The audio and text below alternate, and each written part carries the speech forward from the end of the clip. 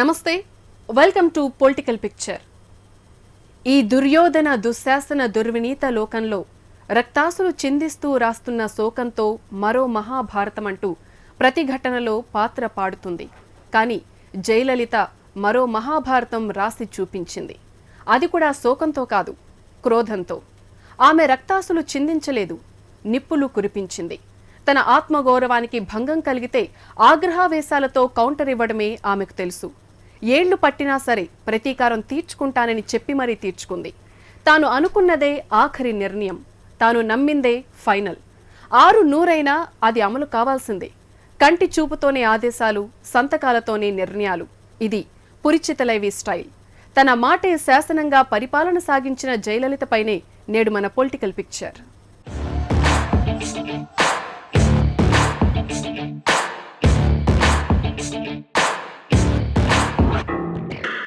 బాల్యంలో అమ్మ ప్రేమకు దూరమైంది.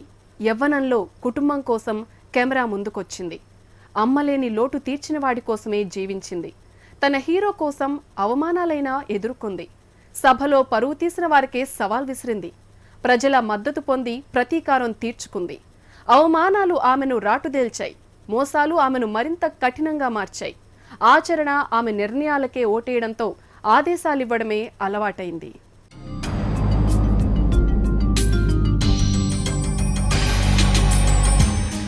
2 ఏళ్ల వయస్సులోనే నాన్న చనిపోయారు. ఆర్థిక భారాన్ని అమ్మే మోసింది. అమ్మ లేనిదే జయలలిత ఉండేది కాదు. అయినా పరిస్థితులు ఆమెను ఉండేలా చేశాయి.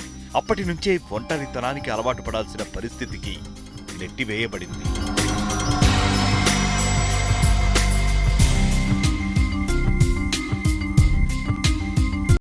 ఇప్పుడు సిల్వర్ స్క్రీన్ పై కనపడితే క్రేజీ, కానీ అప్పట్లో వెండి తెరపై నటిస్తే చులకన. తల్లి సినిమాల్లో నటించినందుకు స్కూల్లో తోటి వారి ముందు అవమానాలు ఎదుర్కొంది జయలలిత. ఆ అవమానాలే ఆమెలో పట్టుదలను మరింత పెంచాయి.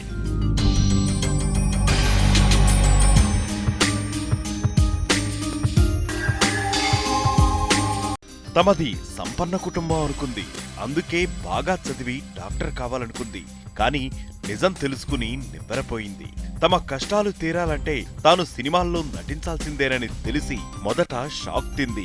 ఆ తర్వాత వాస్తవాన్ని అర్థం చేసుకుని అడుగు ముందుకేసింది, మేకప్ వేసుకుంది.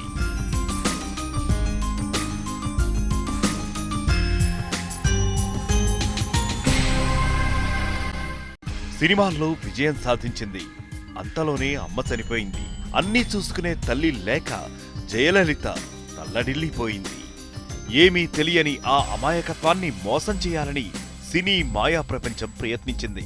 కానీ తనది అమాయకత్వం కాదని చాలా స్పీడుగా వారికి తెలిసొచ్చేలా చేసింది. తనేంటో తన యాక్షన్తోనే చూపించింది. గైడ్లా ఉండే తల్లి చనిపోయింది. అప్పటి వరకు బరువు మాత్రమే మోసింది. తల్లి మరణంతో బాధ్యత కూడా మోయాల్సి వచ్చింది. సుక్కాని లేని నావలా ప్రయాణం చేయాల్సిందేనా అని దిగులు పడింది. అప్పుడే ఆమెకు ఎంజి రామచంద్రన్ రూపంలో సుక్కాని దొరికింది. ఇక ఆయనే మార్గదర్శిగా మారిపోయాడు.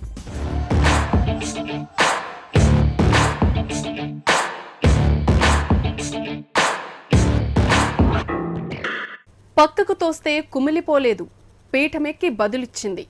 అవమానిస్తే కుంగిపోలేదు, దెబ్బకు దెబ్బ కొట్టింది. మోసగిస్తే మర్చిపోలేదు, మక్కెలెరగదీసి మరీ బదులు చెప్పింది. కేసులొస్తే కంగారు పడలేదు, న్యాయ పోరాటం చేసింది. ఎత్తుపల్లాలెన్నో వచ్చాయి, ఎవరికీ అందరంత ఎత్తుకే ఎదిగింది. అధికారం వస్తే చాలనుకుని ఆగలేదు, అడగకుండానే వరాలిచ్చి ప్రజల అభిమానం పొందింది.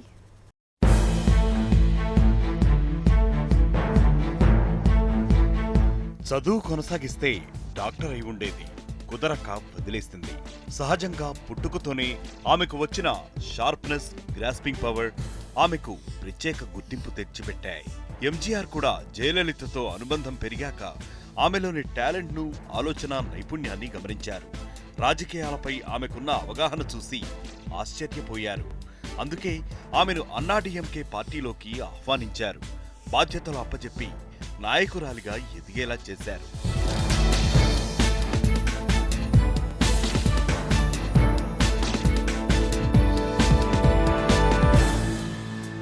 జయలలితను పార్టీలోకి తీసుకొచ్చాక తన ప్రచార కార్యదర్శిగా ఎంజీఆర్ పెట్టుకున్నారు.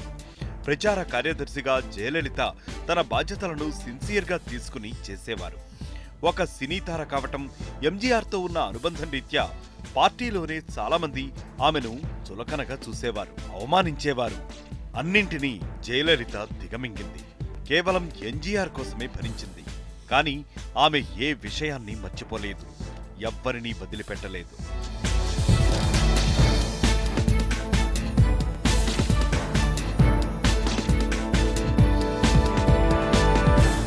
పంతొమ్మిది 1988లోనే జయలలితను రాజ్యసభకు నామినేట్ చేశారు ఎంజీఆర్.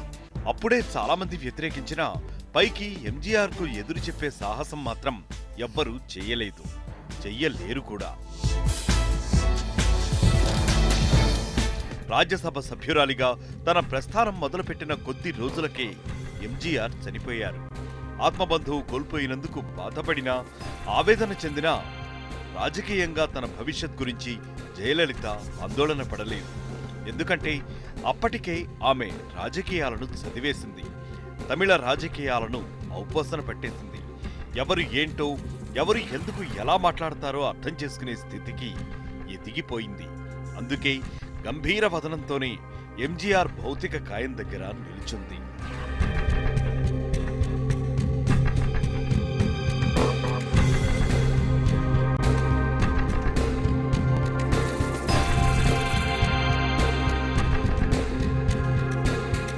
ఎంజీఆర్ కుటుంబం ఆమెను వెలివేసినట్లు చూసింది. అప్పటికే మనసులో ఉన్న విద్వేషంతో అన్నా డిఎంకేలోని కొందరు నేతలు సైతం అదే అవకాశంగా తీసుకున్నారు. జయలలితను ఎంజీఆర్ మృతదేహం దగ్గర నుంచి తోసేశారు. ఆమెను నిర్దాక్షిణ్యంగా లాగిపడేశారు. అయినా జయలలిత ధైర్యం కోల్పోలేదు, ఏం మాత్రం జంకలేదు. తన వంటి మీద పడిన ప్రతి చేతిని గుర్తుపెట్టుకుంది. తనపై నోరు పారేసుకున్న ప్రతి నాలుకను లెక్కబెట్టింది.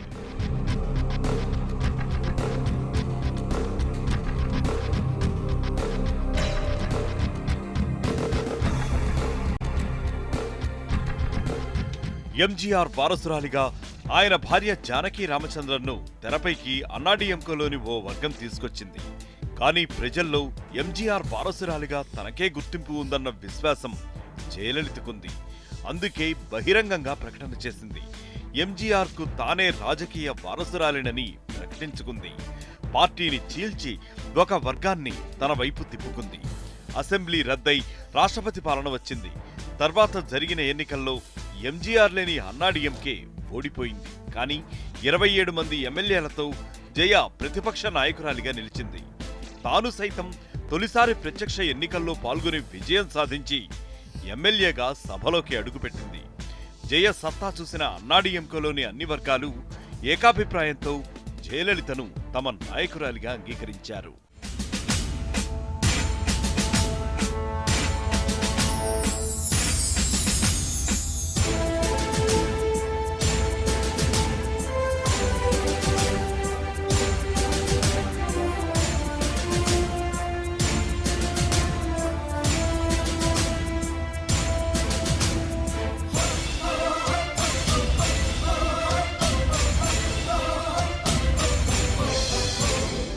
మార్చి 25, 1989 ఆ రోజు తమిళనాడు చరిత్రను మలుపు తిప్పింది. జయలలిత రాజకీయ ప్రస్థానానికి ఊపిరిగా మారింది. ఒక మహిళ తమిళ సామ్రాజ్యానికి మహారాణిగా ఎదిగేలా చేసింది. పగబట్టిన జయలలిత బుసలు కొట్టి పంతంతో పైకి ఎదిగేలా చేసింది. నిండు సభలో ద్రౌపదికి వస్త్రాపహరణం జరిగితే కౌరవ సామ్రాజ్యం పతనానికి ప్రతినపూడినట్లే అసెంబ్లీలో జరిగిన అవమానానికి జయలలిత అదే రేంజ్లో సవాల్ విసిరారు. నాటి ద్రౌపది పంతం నెరవేర్చింది పాండవులైతే ఇక్కడ ద్రౌపది, పాండవులు అందరూ జయలలితే. ఒంటరిగా మొదలెట్టి ఏకఛత్రాధిపత్యంగా తన అధికారం చెలాయించింది.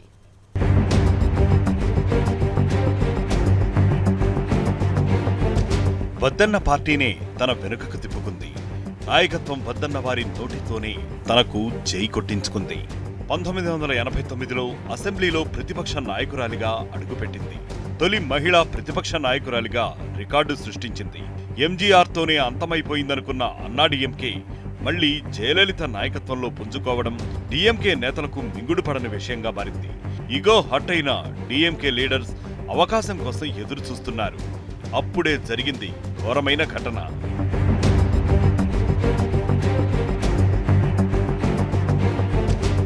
డీఎంకే బడ్జెట్ ప్రవేశపెడుతున్నప్పుడు జయలలిత అభ్యంతరం లేవనెత్తారు. తమకు సరైన సమాచారం ఇవ్వకుండా బడ్జెట్ పెట్టారంటూ మండిపడ్డారు. బడ్జెట్ చదవడం ఆపాలంటూ కరుణానిధిని డిమాండ్ చేశారు. బడ్జెట్ ప్రసంగాన్ని అడ్డుకుంటామని హెచ్చరించారు. నివురుగప్పిన నిప్పులా ఉన్న సభ ఒక్కసారిగా భగ్గుమంది. డీఎంకే ఎమ్మెల్యేలు సభను గౌరవ సభగా మార్చేశారు. జయలలితపై దాడి చేశారు. ఆమె చీర పట్టుకుని మరీ లాగారు. ఆగ్రహావేశాలతో ఊగిపోతున్న సభ ఈ ఘటనతో నివ్వెరపోయింది. అంతే, జయలలిత మోహం ఎర్రబడింది. ఆమె కళ్ళు నిప్పులు కురిపించాయి.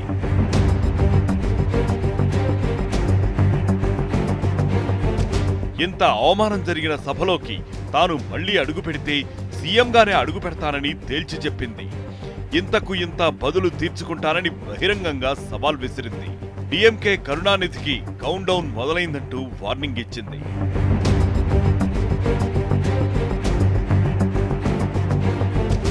తమిళనాడు మొత్తం అసెంబ్లీ ఘటనతో షాక్ తింది. దేశమంతా చర్చనీయాంశంగా మారింది. జయలలితకు సానుభూతి దక్కింది. రాష్ట్రమంతా సుడిగాలిలా తిరిగింది. సభలు సమావేశాలతో డీఎంకేకు వ్యతిరేకంగా ప్రచారం చేసింది. అవమానాన్నే అవకాశంగా మలుచుకొని నాయకురాలిగా బలపడింది.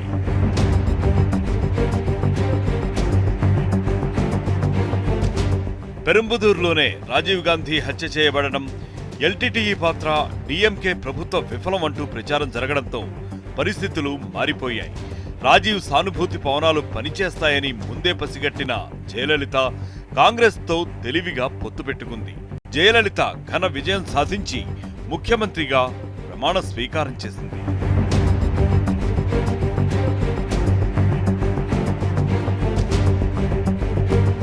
అప్పటి వరకు ఎదుర్కొన్న అవమానాలు ఆమెను కఠినంగా మార్చేశాయి. పార్టీలోని గ్రూపులు, ఎంజీఆర్ మరణం తర్వాతి పరిణామాలు ఆమెను ఏకపక్ష నిర్ణయాలు తీసుకునేలా చేశాయి. మంత్రులను పదే పదే మార్చివేయడం, అధికారులను సైతం బదిలీలు చేయటం వంటివి వ్యతిరేకత తెచ్చిపెట్టాయి. తర్వాత జరిగిన అసెంబ్లీ ఎన్నికల్లో అన్నాడీఎంకే పరాజయం పాలైంది. మళ్లీ డీఎంకే అధికారంలోకి వచ్చింది. జయలలితపై అక్రమాస్తుల కేసుల వంటివి నమోదు చేసి విచారణ జరిపించారు కరుణానిధి. ఆమెను మళ్లీ రాజకీయంగా ఎదిగే అవకాశం లేకుండా చేయడానికే ప్రయత్నించారు. ఆ కేసులను విచారించిన హైకోర్టు ఆమెను ఎన్నికల్లో పోటీకి అనర్హురాలిగా ప్రకటించింది.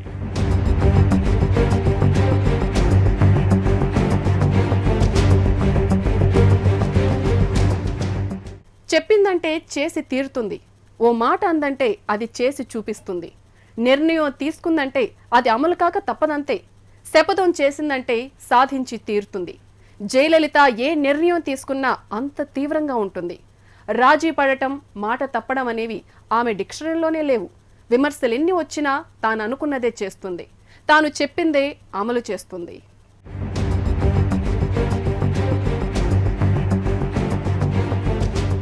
కరుణానిధి వేసిన కేసుతో జయ అసెంబ్లీలో పోటీ చేయలేకపోయింది. ఆమె వేసుకున్న నగలు అక్రమ ఆదాయం అనేదే ఆ కేసు. అందుకే ఇక జయ మళ్లీ బంగారు ఆభరణాలు ధరించకూడదని నిర్ణయించుకుంది. ఆమెకొచ్చిన కోపం అలాంటిది. తాను చనిపోయే వరకు కూడా మళ్లీ బంగారు నగలను జయ వేసుకోలేదు. తాను సీఎంగా ప్రమాణ స్వీకారం చేస్తానని గవర్నర్కు చెప్పింది. చట్టం, కోర్టు లెక్క చేయకుండా ముఖ్యమంత్రిగా ప్రమాణ స్వీకారం చేసింది. అయితే సుప్రీంకోర్టుకు డీఎంకే వెళ్లడంతో అక్కడి నుంచి ఆదేశాలొచ్చాయి. జయ ప్రమాణ స్వీకారం చెల్లదంటూ సుప్రీంకోర్టు చెప్పడంతో రాజీనామా చేసిన జయలలిత పన్నీర్ సెల్వంను సీఎంగా చేసింది. తాను పదవిలో లేకపోయినా అధికారం మాత్రం అనుభవించింది.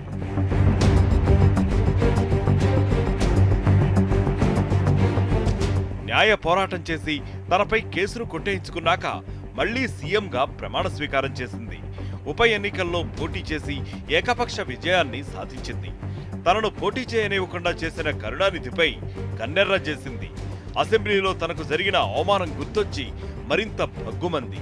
అర్ధరాత్రి కరుణానిధి, స్టాలిన్లను అరెస్ట్ చేయించింది. ఎవరెన్ని విమర్శలు చేసినా లెక్క చేయలేదు. మీడియా అంతా నిందించినా పట్టించుకోలేదు. తాను అనుకుంది చేసేసింది. తన పగ నెరవేర్చుకుంది. ఈసారి ఆదాయం కంటే ఎక్కువ ఆస్తులున్న కేసులు ఎదురయ్యాయి. వీటిపై విచారణ చేసిన కర్ణాటక ప్రత్యేక కోర్టు ఆమెకు 4 ఏళ్ల జైలు శిక్ష విధించింది. ఒక ముఖ్యమంత్రిగా ఉంటూ శిక్షను ఎదుర్కొన్న తొలి వ్యక్తి జయలలిత. అయినా జయలలిత ఆత్మవిశ్వాసం చెక్కు చెదరలేదు. ఆమెపై ప్రజల్లో ఉన్న అభిమానం ఏమాత్రం తగ్గలేదు.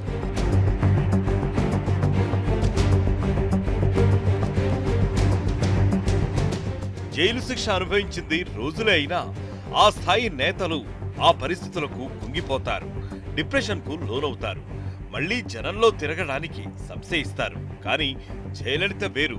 ఆమె ఆలోచన ధోరణే వేరు. కేసులు అనేవి ఆమెకు సాంకేతిక సమస్యలు మాత్రమే. నైతికంగా తానే తప్పు చేయలేదని నమ్ముతుంది. అందుకే ఆమెపై వాటి ప్రభావం ఏమాత్రం పడలేదు. జైలుకెళ్లినా సరే అది శత్రువులు పన్నిన కుట్ర ఫలితమే తప్ప తానేమీ తప్పు చేయలేదనేది ఆమె వాదన.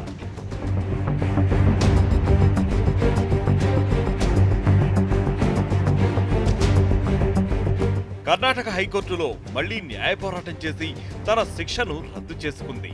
మళ్లీ ముఖ్యమంత్రిగా ప్రమాణ స్వీకారం చేసింది. ఆమె జైలు నుంచి తిరిగొచ్చినప్పుడు లభించిన అపూర్వ స్వాగతం ప్రజల్లో ఆమె ఇమేజ్ ఏ రేంజ్లో ఉందో తెలియజెప్పింది.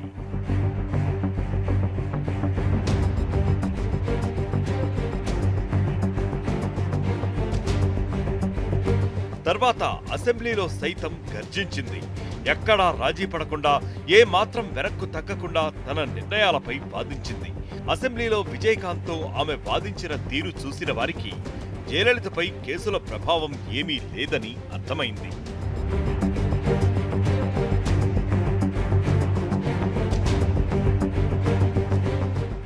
నమ్మితే నెత్తిమీద పెట్టుకుంటుంది, నచ్చకపోతే ఆమడ దూరంలో పెడుతుంది, మోసం చేస్తే మళ్లీ మొహం కూడా చూడదు, కాళ్ల మీద పడి క్షమాపణ కోరితే మళ్లీ అక్కున చేర్చుకుంటుంది.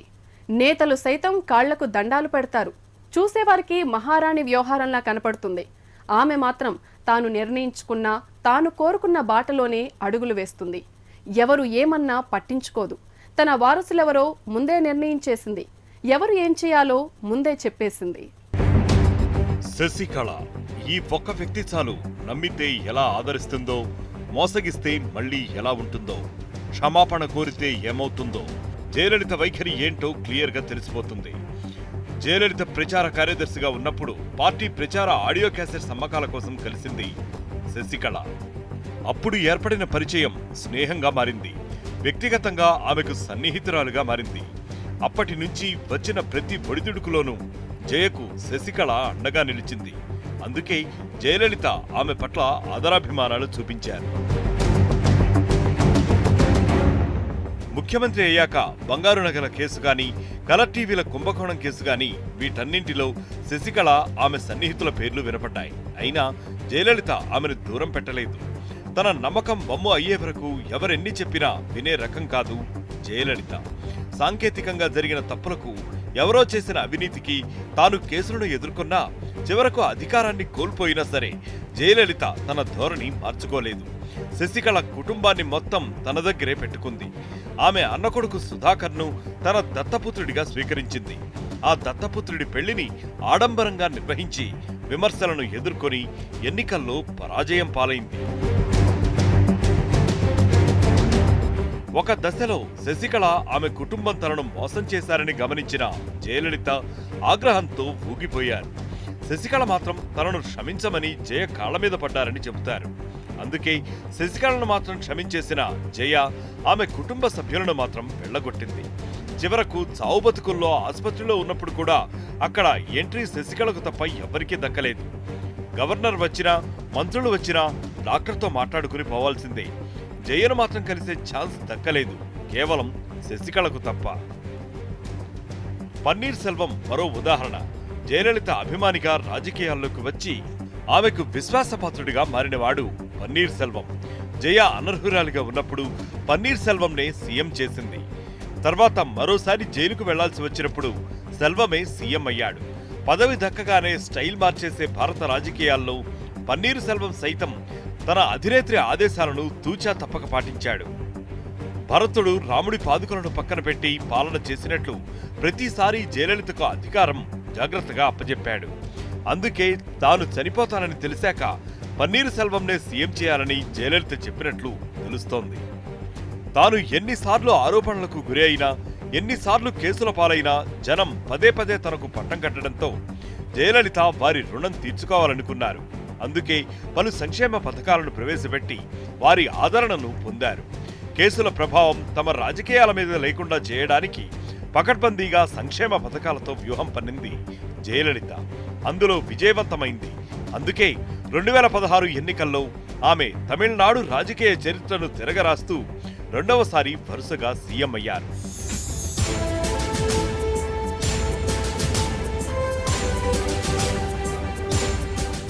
ఆమె వ్యక్తిగతంగా కూడా ఎన్నో ఆంక్షలుండేవి. తన ఇంట్లోకి రాగలిగే ఆహ్వానితుల సంఖ్య 20 మాత్రమే. ఇంట్లో పనివారు సైతం సెలెక్టెడ్ గానే ఉంటారు. ఆమె ఆస్తిపాస్తులు ఏంటో, ఎక్కడున్నాయో అంత తేలిగ్గా ఎవరికీ తెలిసేది కాదు. కేవలం కేసులు వచ్చాక మాత్రమే ఆస్తుల గురించి వివరాలు బహిర్గతమయ్యాయి. ఆఖరి రోజుల్లో సైతం తనను అవమానించినా తనను పట్టించుకోని బంధువులు, స్నేహితులు ఎవ్వరినీ రానివ్వలేదు. ఆసుపత్రి పరామర్శకు సైతం వారికి జయలలిత అనుమతి ఇవ్వలేదని చెబుతున్నారు. ఒంటరిగానే పయనం మొదలెట్టి చివరకు ఒంటరిగానే అనంత లోకాలకు సాగిపోయింది జయలలిత. కానీ ప్రజల మనస్సుల్లో మాత్రం జరగని ముద్ర వేసుకుంది.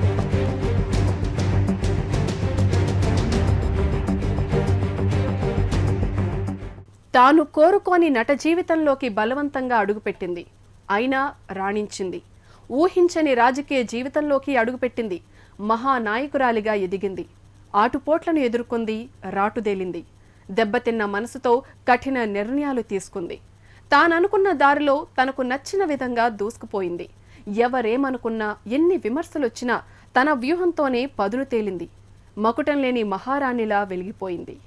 ఇది ఇవాల్టి పొలిటికల్ పిక్చర్. నమస్తే.